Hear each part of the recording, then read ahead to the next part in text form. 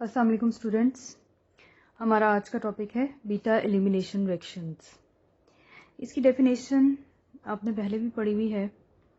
सबसे पहले तो आपको पता होना चाहिए कि बीटा जो होता है, बीटा का लफ्ज़ उन्होंने क्यों इस्तेमाल किया है। और एलिमिनेशन का मतलब होता है निकालना, एलिमिनेट करना, निकालना। तो बीटा का की टर्म उन्होंने इसलिए इस्तेमाल की है क्योंकि अल्काइल हैलाइड जो है उसमें 2 कार्बन होते हैं, CH3। इसको मैं खोल के लिख रही हूँ।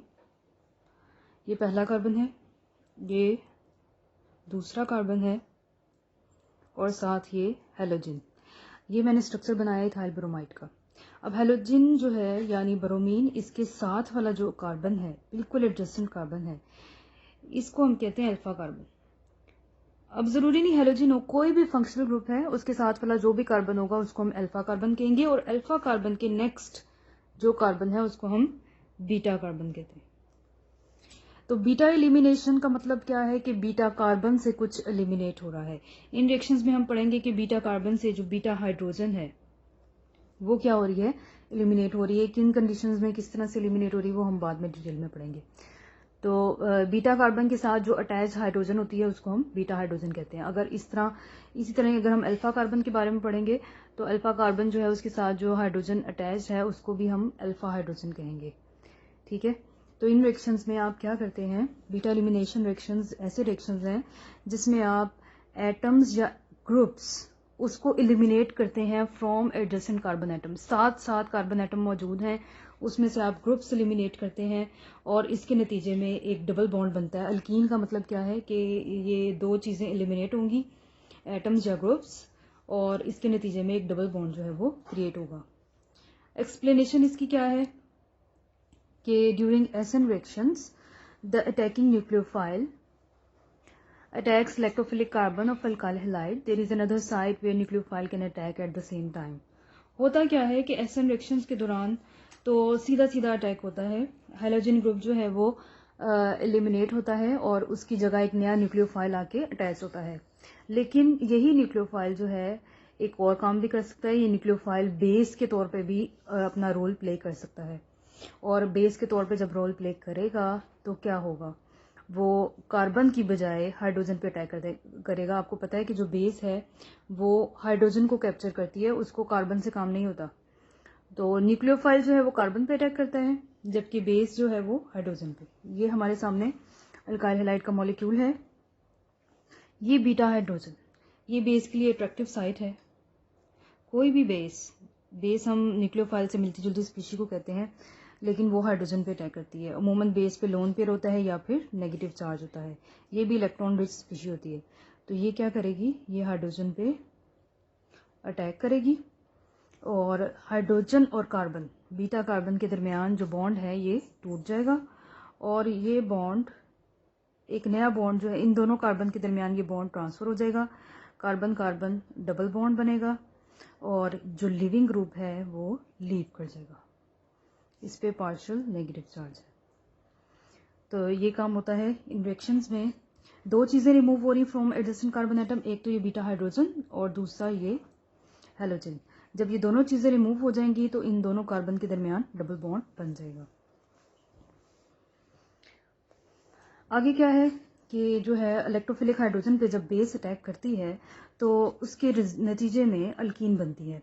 These reaction can takes place simultaneously with SN reactions. ये जो reactions हैं ये SN यानी न्यूक्लियोफिलिक सब्स्टिट्यूशन reactions के साथ साथ हो सकते हैं और अमूमन compete करते हैं उनके साथ। यानी हमारे पास जो है ना, जब भी हम इस तरह के रिएक्टेंट इस्तेमाल करेंगे अल्काइल हैलाइड और न्यूक्लियोफाइल वगैरह, तो न्यूक्लियोफाइल बेस के तौर पे भी काम कर सकता है और दोनों तरह की प्रोडक्ट्स बन सकती हैं। सब्स्टिट्यूशन प्रोडक्ट भी बन सकती है और अल्कीन भी बन सकती है। आपने इसकी कॉमन एग्जांपल जो है वो पढ़ी है, ये रिएक्शन आपने पहले भी पढ़ा है चैप्टर नंबर 8 में। एग्जांपल इसकी क्या है, dehydro halogenation of alkyl halides. इसमें क्या है, एक अल्काइल हैलाइड है, उस पर अल्कोहल की मौजूदगी में KOH जो है वो अटैक कर रही है, इथीन बन रही है, potassium bromide and water. Dehydro halogenation of alkyl halide is an example of beta elimination reaction. D का मतलब होता है निकालना, हाइड्रोजन को, हेलोजन, यानी इस रिएक्शन के दौरान दो चीजें निकल रही हैं, हेलोजन और साथ इस एडजेसेंट कार्बन से हाइड्रोजन। ये दोनों चीजें निकल रही हैं, डिहाइड्रोहेलोजिनेशन हो रही है in the presence of KOH alcohol, और क्या बन रहा है, इथीन बन रही है, potassium bromide and water. Potassium किससे मिलेगा, ब्रोमीन से, और H यहाँ से निकल के OH के साथ मिलके वाटर बनाएगा। इसी रिएक्शन को जरा डिटेल में जाके देखते हैं। तो आप ये देखें, अल्काइल हैलाइड जो है उसको खोल के लिखा गया है। अब बेस जो है वो बीटा हाइड्रोजन पे अटैक कर रही है। अब ये जो कार्बन और हाइड्रोजन के दरमियान ये वाला बॉन्ड है ये टूट जाएगा, कार्बन और कार्बन के दरमियान नया बॉन्ड बनेगा और जो लिविंग ग्रुप है ब्रोमीन वो लीव कर जाएगा। अब इस रिएक्शन के दौरान ये देखें, एक ट्रांजिशन स्टेट आपको बना के दिखाई गई है। ये हाइड्रोक्सिल और हाइड्रोजन इन दोनों के दरमियान नया बॉन्ड बन रहा है। ये जो कार्बन और हाइड्रोजन है इसके दौरान पुराना बॉन्ड टूट रहा है, कार्बन और कार्बन के दरमियान फिर एक नया बॉन्ड बन रहा है, और कार्बन और ब्रोमीन के दौरान इसके जो है इसके दरमियान जो बॉन्ड है वो टूट रहा है। अब ये काफी सारे बॉन्ड इसमें बन रहे हैं, टूट रहे हैं, 1 2 3 4, टोटल 4 बॉन्ड इन्वॉल्व हैं इस ट्रांजिशन स्टेट में जो टूट रहे हैं और बन रहे हैं। तो इसमें SN के मुकाबले में ज्यादा बॉन्ड्स टूटते हैं, बनते हैं। That's why beta elimination reaction is favoured by high temperature. क्योंकि ये सारी जो है वो चीजें हो रही हैं एट द सेम टाइम, तो फिर बीटा एलिमिनेशन रिएक्शन जो है अगर SN रिएक्शन के मुकाबले में देखा जाए तो बीटा एलिमिनेशन जो है वो फेवर होंगे by high temperature. High temperature से ये सारी जो प्रोसेसेस हैं ये आसानी से कैरी आउट होंगे। नेक्स्ट हम इसकी टाइप्स की तरफ आते हैं। इसकी जो है दो टाइप्स हैं, like SN1 and SN2 types of beta elimination reactions, E2 elimination and E1 elimination. E2 elimination ये SN2 से बहुत मिलती जुलती टाइप है। सिंगल स्टेप मैकेनिज्म है जिसमें बेस अटैक करती है, लिविंग ग्रुप लीव करता है, और जो है साथ ही साथ जो है कार्बन कार्बन डबल बॉन्ड भी बन रहा होता है। ये सारा प्रोसेस जो है वो एक ही टाइम में सिंगल स्टेप में होता है। इस तरह के रिएक्शन को हम कहते हैं E2 एलिमिनेशन। इसको जो है डिटेल से आगे देखते हैं। ये इथाइल ब्रोमाइड है, खोल के लिखा गया है आपको समझाने के लिए। इस पे बेस उसी तरह ही हाइड्रोजन पे अटैक कर रही है, कार्बन और हाइड्रोजन इसके दरमियान बॉन्ड टूट रहा है, कार्बन कार्बन के दरमियान नया बॉन्ड बन रहा है और ये पुराना बॉन्ड फिर टूट रहा है। तो ये लिविंग ग्रुप इसमें आपको लीव किया हुआ दिखाया गया है। बेस ने हाइड्रोजन के साथ रिएक्ट करना है, BH मॉलिक्यूल बना रही है और ये जो है इस दौरान एक अल्कीन प्रोड्यूस हो रही है।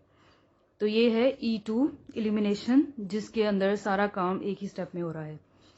लाइक SN2, E2 जो है उसकी मॉलिकुलरिटी भी 2 है। यही एक इसका सिंगल स्टेप है, यही रेडिटर्मिनिंग स्टेप है। इसमें 2 मॉलिक्यूल इन्वॉल्व हैं, अल्काइल हैलाइड का और बेस का। हमने इसको न्यूक्लियोफाइल नहीं कहना, आपकी बुक में बार बार बेस को न्यूक्लियोफाइल कहा हुआ है तो आपने इसको न्यूक्लियोफाइल नहीं कहना।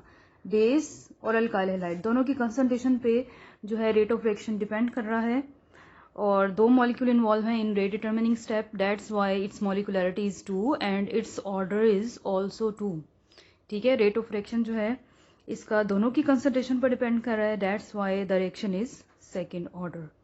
दूसरा आखिरी पॉइंट है कि लाइक SN2 रिएक्शंस, E2 जो है वो भी प्राइमरी अल्काइल हैलाइड्स जो है E2 को फॉलो करते हैं, E2 मैकेनिज्म को, और secondary alkyl halides under conditions जो है वो फॉलो करते हैं E2 या E1 डिपेंड। असल में सेकेंडरी अल्काइल हैलाइड्स दोनों जो है वो मैकेनिज्म को फॉलो करते हैं, E2 और E1। It depends upon the conditions. अगर आपकी कंडीशंस जो हैं E2 वाली हैं तो सेकेंडरी अल्काइल हैलाइड E2 को फॉलो करेंगे। अगर आपकी कंडीशंस E1 वाली हैं तो फिर secondary alkyl halides E1 mechanism को फॉलो करेंगे। नेक्स्ट टाइप है E1 elimination reactions. E1 elimination क्या है? लाइक SN1, E1 में भी डबल स्टेप इन्वॉल्व है, डबल स्टेप मैकेनिज्म है जिसमें पहला स्टेप क्या है, कार्बोकेटाइन बनने का है। ये पहला स्टेप E1 का भी सेम है और SN1 का भी सेम है, यानी इस दौरान कार्बोकेटाइन बनता है। जबकि सेकंड स्टेप में बेस अटैक करती है। अब सेकंड स्टेप डिफरेंट है, बेस अटैक करती है हाइड्रोजन पे सेकंड स्टेप में, और साथ ही हाइड्रोजन को जब बाहर निकालती है तो इसके नतीजे में एक अल्कीन जो है वो फॉर्म होती है। पहला स्टेप इसका देख लें आप, सिमिलर है लाइक दैट ऑफ SN1। ये हमारे पास एक टर्शरी अल्काइल हैलाइड है, स्लो आयनाइजेशन हो रही है उसकी, और इस स्लो आयनाइजेशन के नतीजे में कार्बोकेटाइन बन रहा है, कार्बन पे पॉजिटिव चार्ज है। कार्बन और ब्रोमीन के दरमियान ये जो बॉन्ड है ये टूट रहा है। ब्रोमाइड जो है वो इस केस में लीव कर गया है। नेक्स्ट स्टेप में ये जो कार्बोकेटाइन है,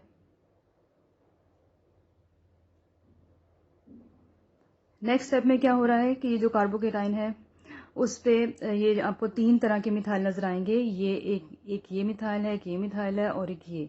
अब इस मिथाइल को खोल के लिखा गया है, यानी ये वाला जो मिथाइल है इसको मैंने खोल के लिखा है ताकि पता चले कि बेस किस तरह से हाइड्रोजन पे अटैक कर रही है। तो ये बेस है, बेस ने हाइड्रोजन बीटा हाइड्रोजन पे अटैक किया। ये अल्फा कार्बन है और ये बीटा कार्बन है।